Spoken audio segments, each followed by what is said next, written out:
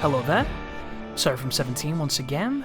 This is my Dead Space 2, Zealot difficulty, no upgrades, no damage, and no store. This is Chapter 7, and it's one of the hardest missions in the game. Immediately, you're going to get one of the Leapers running at you. Luckily enough, he doesn't have a tendency to jump that one, he likes to sprint to try and scare you. And how that puke didn't hit me then, I have no idea. Obviously, I've still got my trainer on, hence why I'm able to do this kind of run. But yeah, just goes to show detection can be quite favourable sometimes. That right there is me testing to make sure I didn't get damaged because I couldn't believe what just happened. You'll see that once or twice in the run. But you know something that really bugged me in this run? If you look at the back of Isaac, the HP bar doesn't go to the top of the geometry. And it really, really irks me because it makes me think I've taken damage when I haven't. And I'm quite paranoid in a run like this. Because there's nothing worse than thinking you've done it and then you've missed a tiny bit where you took a hit and you put it on YouTube and all the comments are saying, dude, you took a hit here, dude, you took a hit here. There's no worse feeling than that because the whole point of the run is a very specific niche thing and you failed it. And I don't really mind that everybody gets to see a failure because it doesn't bother me too much. I'm not that person that finds failure that crushing or the social implications of it being judged. I don't really mind, but it's frustrating because it's not professional and I hate having those mistakes in things. But we're going back into 0G, so take a shot every time my accuracy in 0G looks subpar because it's going to look subpar. Don't I look like a baby? I look like Bambi when she's first queefed out and she just doesn't know what she's doing.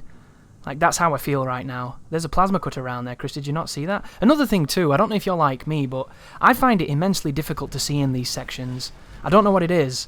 Maybe it's the perspective, but something about it makes it really tricky for my brain to process visual information. Maybe I'm getting too old. I don't know. But there is a node down here. I hope I pick up that plasma cut around. It might be the one that I'm going to collect off camera. Or another thing as well, guys. Do not set off those red valves if you're close to them. I punched the one at the beginning and I had to restart because it set me on fire. So fire the bodies to save ammo and hopefully don't miss. If you're actually out in the vacuum, if you fire a body like this, you give it infinite momentum and you will never catch it. So don't even bother chasing the bodies if you fire them outside. It's probably quite realistic, but it's not what you want in a video game when you're trying to do something awkward. But I'd love to see how a modern day Visceral, RIP, would deal with how the zero gravity stuff feels nowadays. Because I really feel like these sections have aged. And I don't know how they'd do it better, but I just feel like they would. I feel like with all that we've got with the technological advancements in 7 years, I think if they came back to a sequence such as this, they'd make it feel a lot better and a lot less disorientating.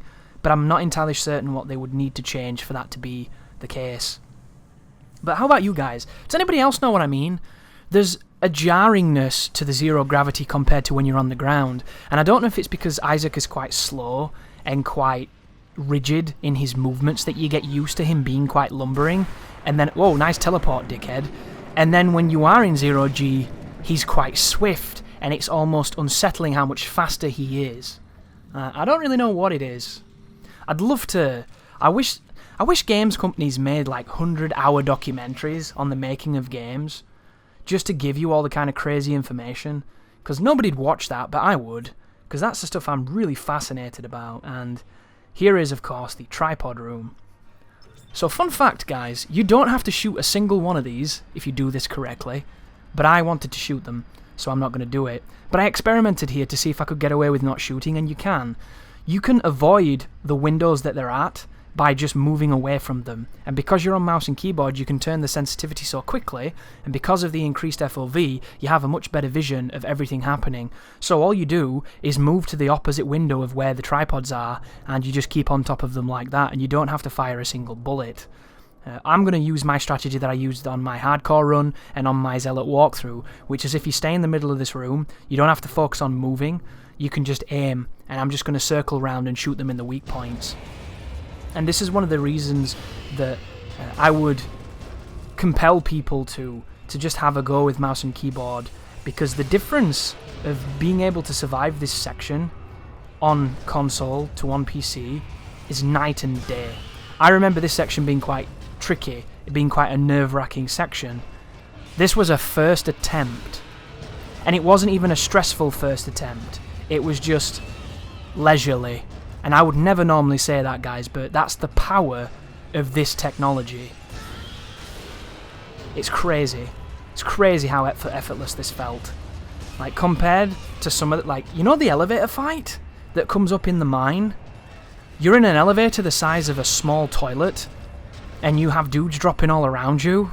Compared to that, this is nothing. This is reclining on a beach in the Maldives, watching the sea and the sky fuse into a single body of blue. That's what this is. And ironically enough, I got that elevator in Chapter 12 on the second attempt. It was terrifying, but it's awesome to watch, and I hope you enjoy it as much as I enjoyed recording it. Because that's when you realise you've got a lot better at the game in that sequence. Because one mistake and you're in trouble. But that's it. There you go. Piece of piss, right? Looks easy. It's not easy, and I'd never call it easy, but it looks easy. And I have, what's that, 65 rounds of plasma cutter left, which is not too bad, but I'm getting to the point now where I need to start being a little bit more intelligent with my bullets.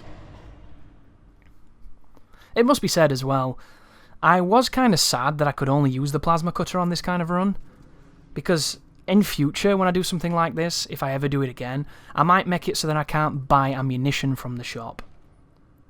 Because not being able to use the other weapons is one of the most fun aspects of this game.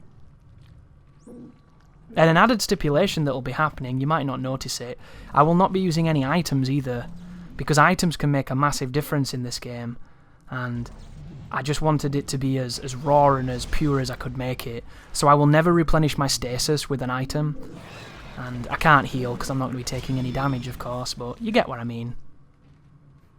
But here are a couple of the ball sacks. I actually died on my hardcore run on this section because of the ball sacks. Completely forgot about the one near the exit, and he killed me. And then I had to do the elevator again, because luckily on the Xbox 360, you got a free checkpoint on this elevator on Chapter 7 for some reason. Because I think, didn't you have to swap discs? And the disc swap gave you a checkpoint. But I'd already used my first save on Chapter 5, because I was super paranoid. I do not do very well with permadeath difficulties, but coming back to it now, on PC, I could probably do hardcore without saving. It's just one of those things. Like, the only places I died was here to a ball sack and to a window. You know the window where the explosive guy spawns and the black slasher spawns and you're in that small room? That window killed me when the cyst guy blew up. That was the only times I died on hardcore. I never got killed by an enemy, conventionally, and I never had problems with any of the instant death moments, like when you're flying and stuff. So, like, I reckon I could definitely do that. I just don't wanna. But do you see that one up there? He's the one who got me. Completely forgot about him. And you feel so cheated as well, because when you're playing hardcore, you're on an edge the entire time. You're so nervous and tense that something like that killing you, it feels so exhausting. Here we go. So there's a lot of parrots in this room, right? A lot of birds, which I kind of feel sorry for, because now everybody's dead, aren't the parrots going to starve? How long can a bird live without resources? Probably not too long, right? Because there's two in that cage, there's one in that cage, there's one in that cage, there's one there. Like, these poor buggers. I'm hoping... Doesn't the sprawl, like, blow up at the end? Oh my god! I've just realised the birds never stood a chance. That's not good, right? I can't remember if it blew up. I think it does. Suffice to say, rip. But I liked this room. This is one of the rooms in this station that's got a lot of character. And it's the first instance that you're going to be using the corpse of somebody to get past identification on a door. And I think the reason that they gave the room a bit more character is because of that. Because you're picking up a corpse of somebody, so they wanted to maybe explain him a little bit. I like that kind of detail. And I always look up in this room and wonder what you could do up on that balcony. But isn't up there one of the places that we come to later on? Because if you remember, that's the area... Yeah, it is. It's the area where those lurkers turn up on the wall and start flitting at you when the whiptail attacks you. And then you have these rooms that are populated with those traps and a new enemy type who is a dick, and I'm not going to be fighting him. Which, I don't know his name. He splits into parts. Each of his limbs has its own sentience. For some reason I call him Robin Williams. I don't know why. He doesn't look like Robin Williams. He has nothing to do with Robin Williams. It's one of those stupid names that I can't even explain why I gave it him. And then you can make some really inappropriate Robin Williams being dead jokes, which is not cool. But you get what I mean. It's like a weird name that I gave it for some reason. This is a tricky room here. So let's speak about this one first. So immediately we have this guy coming for us, and I'm trying to hit him with some steps. This is some vintage ECW action right now. Take that, Jerry Lynn. I'm going to Rob Van Dam your ass. And then as you move forward, you can trip this spawn of lasers. And if you do this correctly, you can trip it and then get out of the entrapment of it. But before I do that, I had some interesting ideas of maybe I could block this vent so that the babies couldn't fall out of it. And of course it doesn't work because I'm an idiot. But, you know, I was feeling quite industrialist, so I thought let's go build some superfluous garbage over here and maybe it'll work. It doesn't work, but, you know, you've got to try it sometimes. It works in certain places of the game, why not here? So wait for the noise and then do that. And then once you've done that, you can back up and then you can proceed to shoot things, or you can shoot the window if you want to and save your ammunition. But the window goes through just then. That sucks a bunch of people out. If you stand over here, sounding really common, over here, you'll have no real issue from anything except for the babies. And I say that my little machination then didn't work, but the babies did kind of queue up, and then I was able to use one explosive and get rid of them. And just then, when I threw that lunchbox, or whatever it was, that killed the baby, which is good. And if you take that sentence out of context, I sound like a maniac. So, yeah, there you go. But you might be thinking, oh, this is probably a checkpoint, right? It's not. There's only one checkpoint in this room, and it's when you kill the final enemy who comes out the vent on the balcony. So if you die at any point now, or take damage, you have to do the entire encounter again. And it's not the longest encounter, but there's a lot going on, and it's easy to make mistakes, especially when this shitbanger turns up. And look how fast that guy was. For no other reason than he just decided to be Usain Bolt. So, once you've done that, come back into the room. Feel free to use stasis because you've got tons of it. He comes out of a grate, him, but he's one of the weaker ones. Do you see his torso too? I love how he's all mangled. He's one of the necromorphs that looks slightly different, and I love that. He's got a much taller torso, like he's been contorted or drawn. Sorry, there you go. He's just been drawn. They didn't need to hang him or quarter him. But do you think Resident Evil 6 was inspired by Dead Space?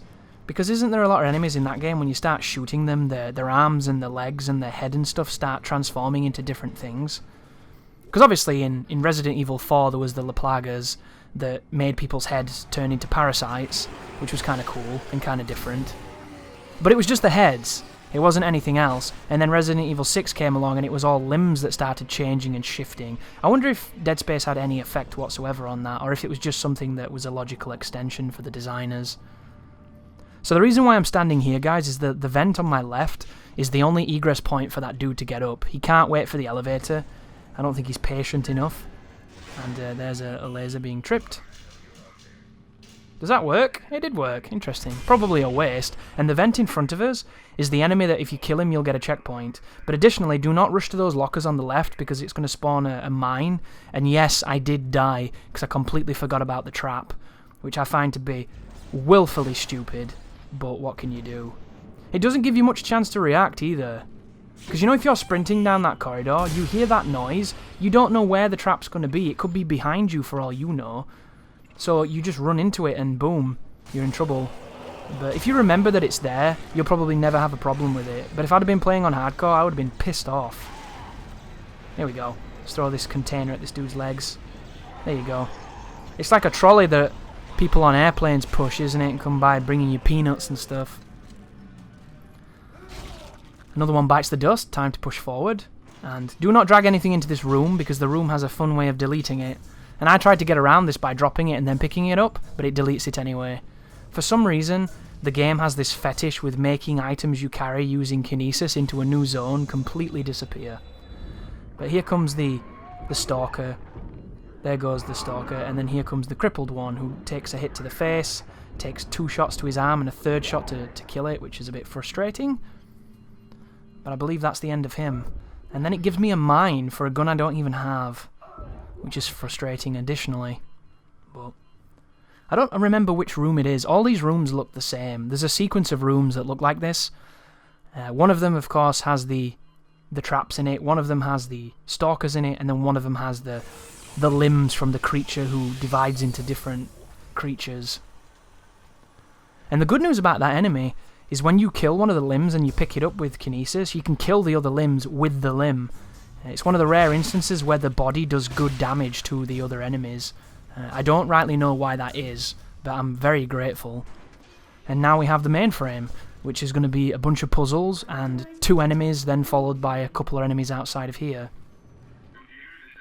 This is another one of the zones that's kind of bullshit for no damage, because you have to climb through these vents repeatedly to get to different sections, which is just time wasting for no real reason.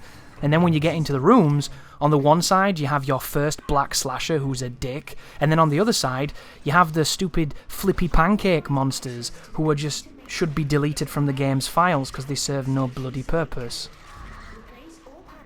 But ironically enough, if you get enough of them on you, doesn't matter how fast you press the get off me button, they just shred your life. It's gruesome in how quickly they kill you.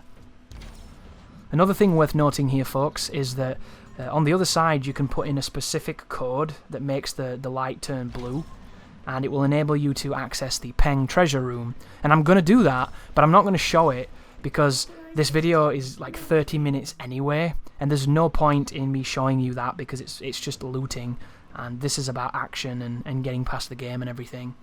So you'll notice when I open my inventory later on, I'm going to have the pen statue, even though I can't use it because I can't do much inside of the shop other than sell stuff.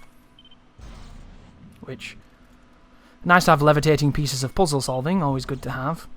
And there's no checkpoint here until after you've done this puzzle, so if you end up getting clipped, you have to do both sides again. And it's not the biggest of deals, but it just can be frustrating, 'cause repeating puzzles is one of those things that I think as a lot of games have moved forward, we got a lot kinder with checkpoints. Rather than, here's a checkpoint at the beginning of the room, do a big room, and then the checkpoint's in the next room. Every incremental stage, we kind of logged it behind us, right? Whereas Dead Space is still new school, but it's from that era of games where the checkpoints were becoming better, but they still have a couple of those residual, look how much you've got to play now, bitch, moments. But once you come over here, the black slasher is going to drop from the vent once you move the panel. And when he does so, you can throw this stuff at him if you want to. It's kind of up to you. I'm going to stasis him and shoot his arm 3 times, and then use his arm, if I can grab it, to impale him. And that's the end of him. And he looks really easy. But in the grand scheme of things, if you know much about that enemy, you'll know why they're dangerous. It's not necessarily because they're tanky, even though they are. It's just how fast they are. He runs really fast. He swings really fast. He has a whole host of jumping attacks. He's just a really dangerous enemy.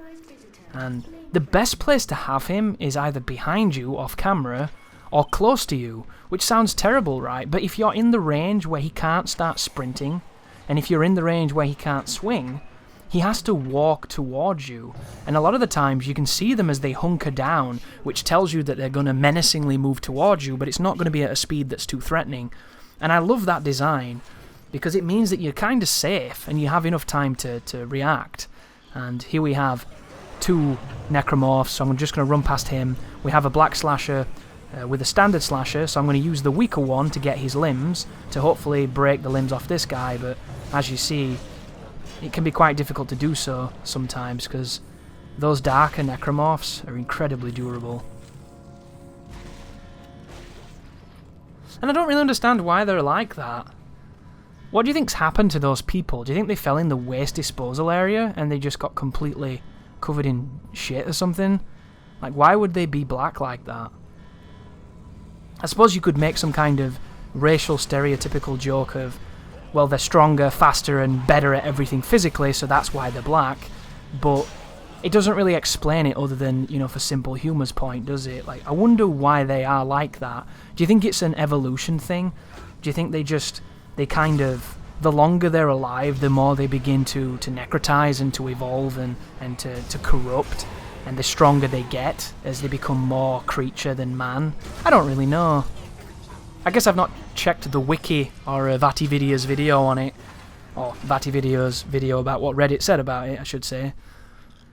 It's just one of those interesting things, isn't it? It's one of the parts of Dead Space that is cool because I don't know the answer. There might not be an answer, but you can kind of create your own and think about it, and when it keeps you postulating, sometimes it's more interesting than if they just totally told you. You know, all of these necromorphs are actually O.J. Simpson. He went to hell for murder in an alternate reality and then escaped hell and became a crazy deformed monster. But this is the new enemy. It's kind of just like a moving tentacle limb, but they are surprisingly good at killing things when you throw them, and I think there's 2 or 3 of them.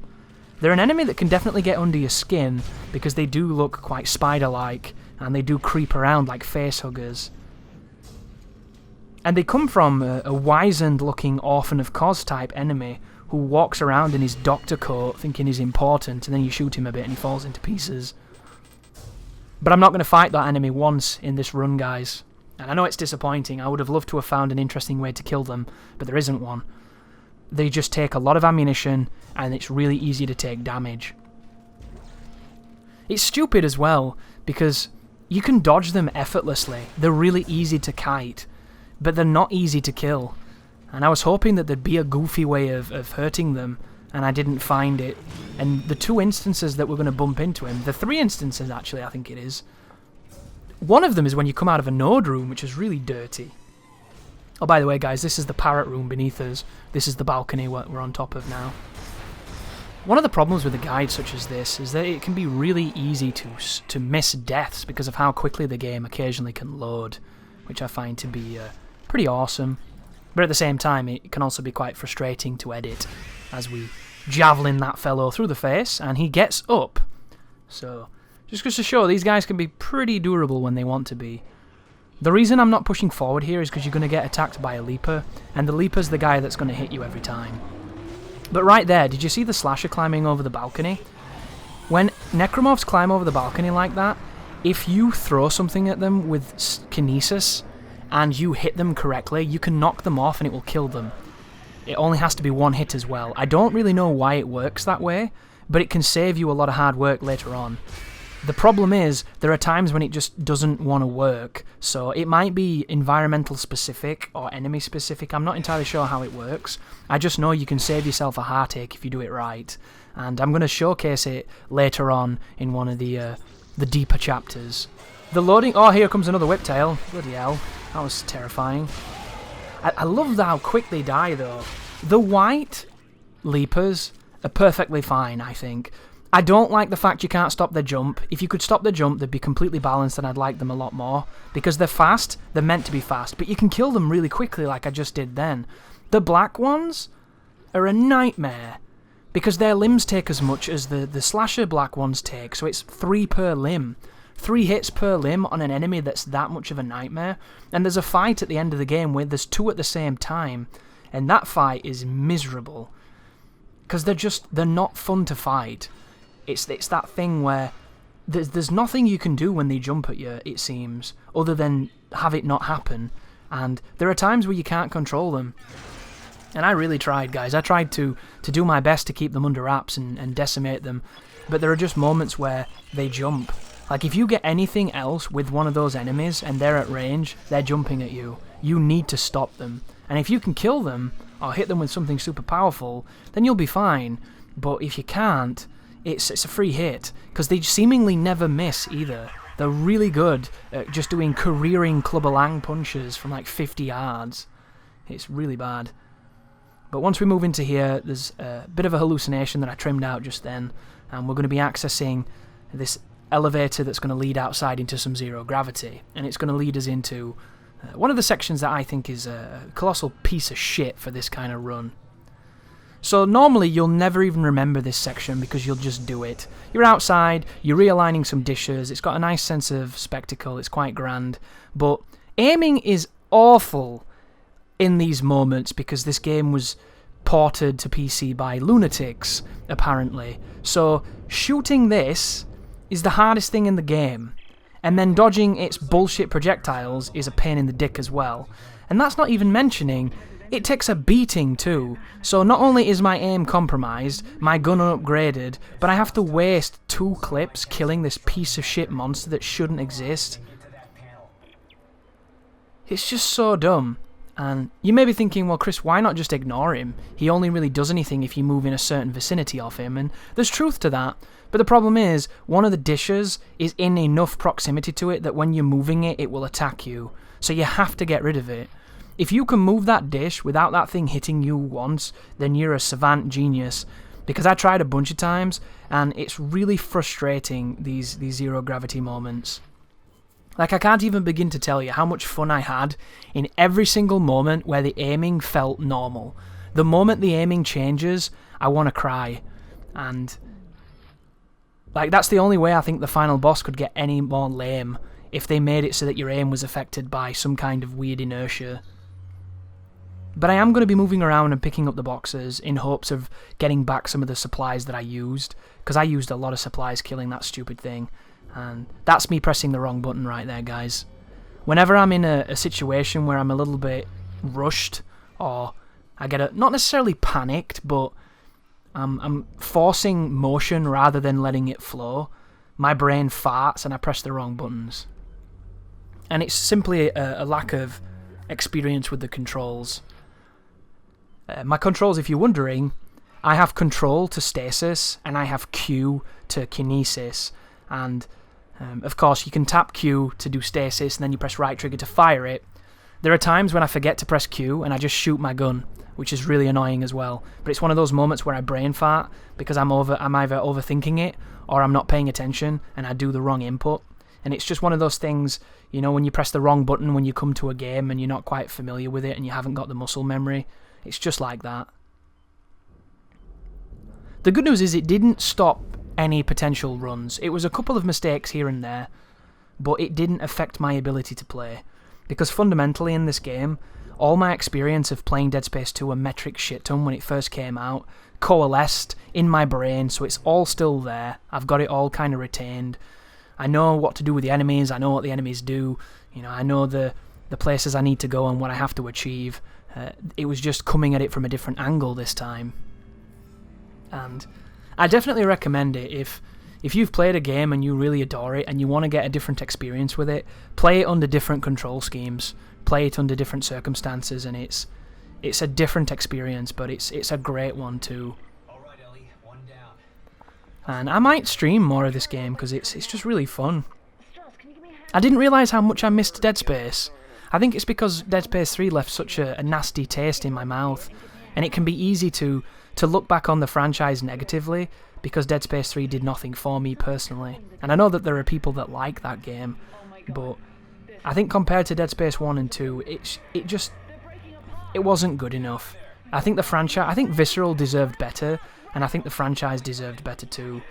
And I would love to see what the video game would have looked like if it had not been essentially screwed up by the publisher and a lot of the pressures to conform to some of those money-making schemes that were so big. I wonder what it would have been like without co-op. I wonder what it would have been like without all the microtransaction silliness. Like, I think it could have been something really, really interesting. But I'm going to have to play it now. Now that I've played this, I'm going to have to play 3 again, just to remember why I despise it so much. And it's funny, isn't it, to have a negative feeling towards something so passionately imprinted into your body, but not quite remember why. Because that's what time does. Time is fantastic for making past woes sting less. But I was watching Big Benedict's guide for Zealot the other day, and he mentioned that on his hardcore run originally, he died here a bunch of times. And I felt so sorry for him because I don't think I've ever died in these sections, and I've never found them to be a problem. So the fact that somebody can have that much of a trouble with it is awful. Because can you imagine dying on a bullshit section like this on hardcore? That's pretty much the worst parts of the Bible, so Mad props to Bick for persevering. I think I would have cried and never turned the game on again. Like, real talk, and that's something I hate saying, you know. Wings of Redemption uses that term a ton, and I was never a fan of it when he used it. And then Darkside Phil started using it as well. This idea of prefacing and ending sentences with the term real talk, like it somehow, I don't know, it lifts up what you've said. It adds a conviction to your sentences. It's a self-aggrandizing statement, and I just think it sounds like you're a bad rapper. You're like a Vanilla Ice character who believes in himself more than everybody else does, and nobody likes that, right? So I'm not entirely certain why people use that particular part of language, but maybe I have something like that that you don't like, you know? It happens. But this is it, guys. This is the hardest fight in the chapter. If you want to avoid this, it's very simple. All you have to do is kite the pack at the beginning and make sure you stasis or do not look at the slasher. If done correctly, all you have to do is kite them for 50 seconds, the door opens, and you've won. I'm not going to do that because I'm stupid. So instead, here comes a pretty intense fight, and it's only intense because there's like 3 whiptails if you get unfortunate. But the beginning is easy. You want to use the bins or the bodies of the pack to kill the kids. And then the moment the kids have stopped coming, you're going to get 1 slasher over there by the vent and 1 puker to your left coming out of the other vent. You want to kill the slasher, pick up his stuff, and then kill... Oh no, sorry, whiptail comes first. So make sure you kill this dickhead. He hit me so many times. So many times did I get hit by that piece of shit. But there's Mr. Puker, kill him with his vom. Now there's going to be 2 slashers coming out of this vent to my side here. And now you're going to get pack and more whiptails. So just be careful. Oh, interesting. The puker wasn't dead. Did you see that? One of those children took a bullet from me just then. I wonder what killed that pack member. But here comes the leaper. He misses randomly, which almost never happens. But something interesting happens here, because traditionally after this, you can take on more of the pack, more slashers, 1 more puker, and 1 more whiptail. But my game, I don't know if it's because I killed them so quickly, the spawn wasn't as quick as it can be, and I got into a position where I had a little bit of breathing room, and the extra whiptail and the extra slasher never turn up. The pack do, but they come too late, because all I have to do now is survive until 30 seconds, and I've done. And I know that I'm about to get attacked by one of the leapers, and he never turns up. So immediately I'm like, thank you, Jesus. Because if you've ever done that, that room is hard, man. I understand why people skip that fight, because it's really difficult. And it's just because you're in the middle of a fight and a leaper jumps at you and you can't stop him. It's pretty taxing, but I managed to get something I was satisfied with, and hopefully it was a bit more exciting than just running in a circle. But thank you for watching, and you take care now.